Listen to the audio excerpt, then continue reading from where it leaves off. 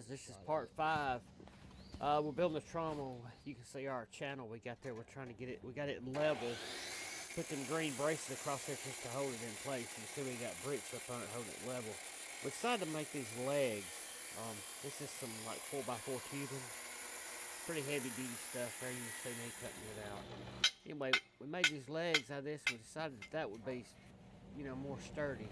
And we were going to take and put those pieces of the hubs in there with the little pieces of action. We decided not to. You see that was sticking in there. Right there's one. We decided not to because I don't think it would be quite strong enough. We doubled these thinking that would help it, but we ended up deciding to use just a long piece of tubing, which is 3-inch outside diameter. That's 2 3/4 inside. Those are 3-inch on the outside.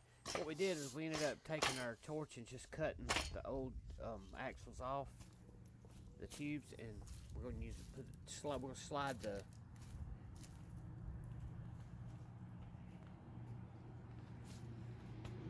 spindle inside this and weld it on the tube. Instead, you see right there where we're sliding it onto the legs. It took forever to get these things. Every leg's got to be the same. You can see we had some little gaps in the bottom. We ended up patching that if we had to. Welded it real good. That wire welder fills it up. That's what it's going to look like. That's our overall idea right there. Anyway, we got all these legs cut, all the same size. We like never got these things drilled with that hole saw. It took forever. And there's a spindle inside that one. We just got it clamped on there just to see what we're going to end up with. We end up putting the spindles on each one. You can see that's what was left after we took the axle off of it. But you can see how good it fits inside that axle, or that tubing, so we're just going to weld it in there. And then we put the hubs, and they'll be separate.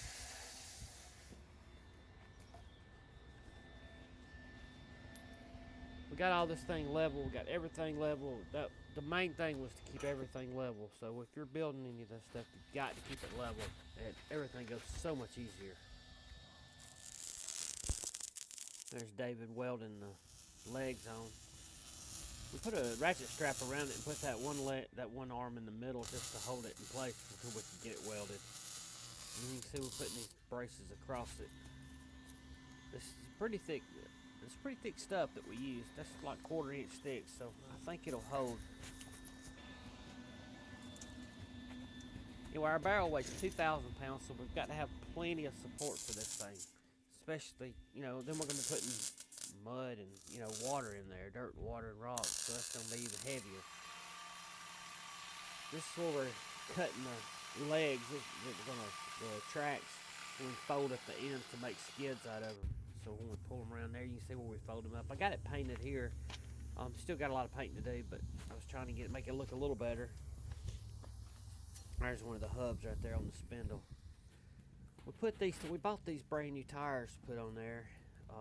We bought them at Walmart. They was pretty cheap there. There's the braces we put under the spindles. We decided to put those braces on there just to give them some extra support.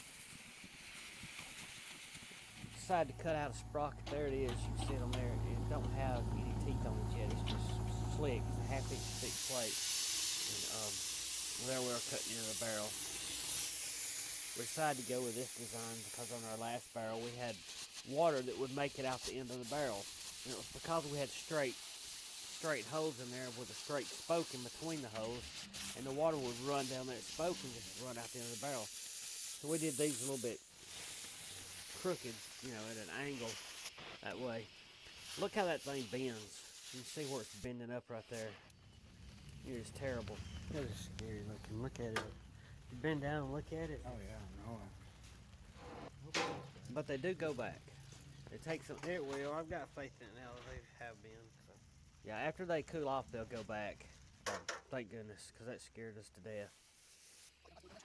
It took a long time to cut this out. That's 2 bottles of oxygen, 1 bottle of acetylene. And there's our dams we put on the inside. We decided to put some kind of dams. We didn't want to put them all the way around so the water will get by. And that's what we ended up doing right there. There's David inside. Welding it without a helmet on. He just spot welds it like that, 'cause he ain't right. What? I like how you lay the helmet in front of you, then weld it. That's a new technique. I thought it was. That's a new technique. I can't tell you about it yet. Oh, okay. You see how we offset each dam, and then that's the other end, the intake end. We put those big dams to stop it, and then we got these smaller ones right here that's not as high.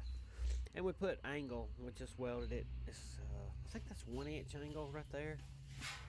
We used 1 inch angle, and we used some 1.5 inch angle, just to help stir it.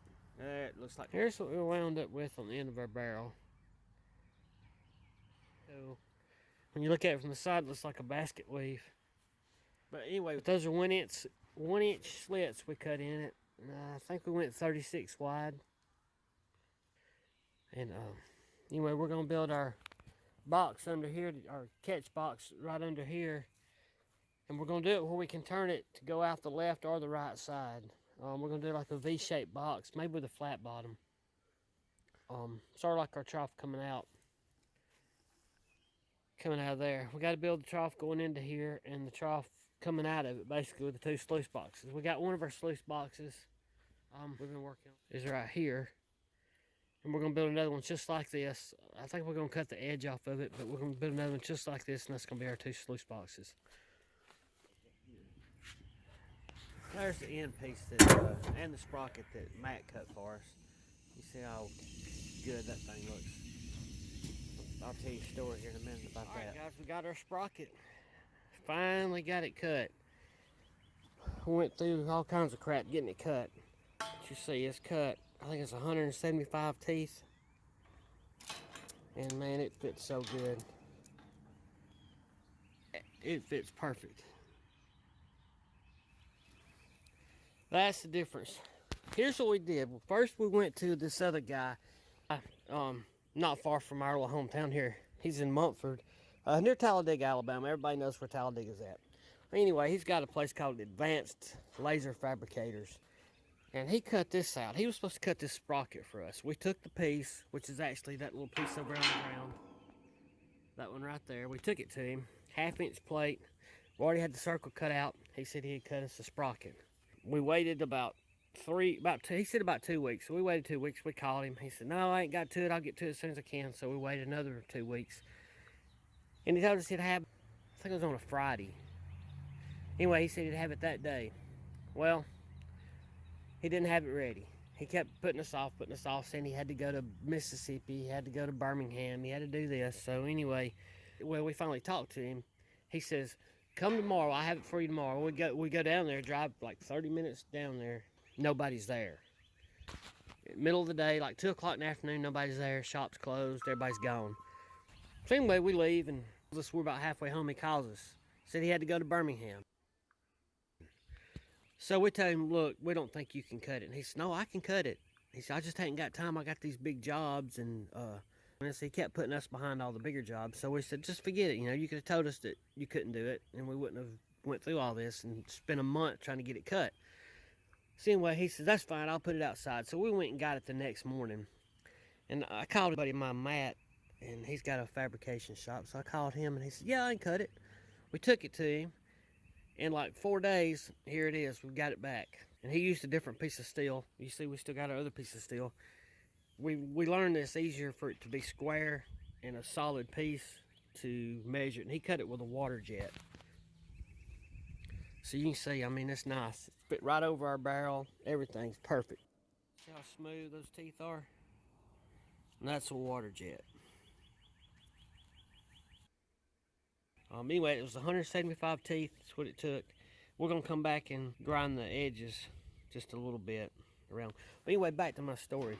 So this guy tells us just to come get it. So we go get it. He said, well, I cut a piece. He said, I spent 3 hours doing the program for it.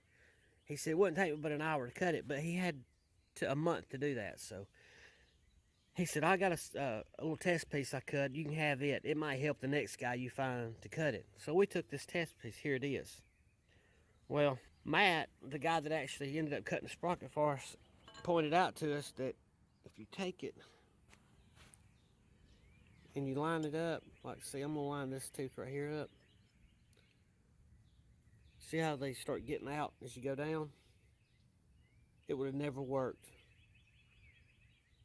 After about 3 or 4 teeth, you're out of line. So the guy didn't know what he was doing anyway, so we come out better.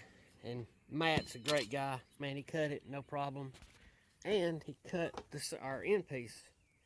That's our end plate. That's where all of our material will go in through this hole right here. That's going to go right here on the end of the barrel.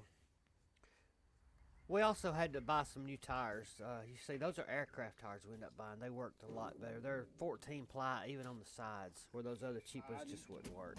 This is keeping our barrel from going back and forth right here. These little wheels we added on there. We still haven't welded that sprocket. We got to get it centered and weld it, but that's where our wheels are going to be. We'll probably end up moving, who knows. But that's them. And there's our gear, 12-to-1 gear ratio. We're going to run our motor to it to turn that barrel.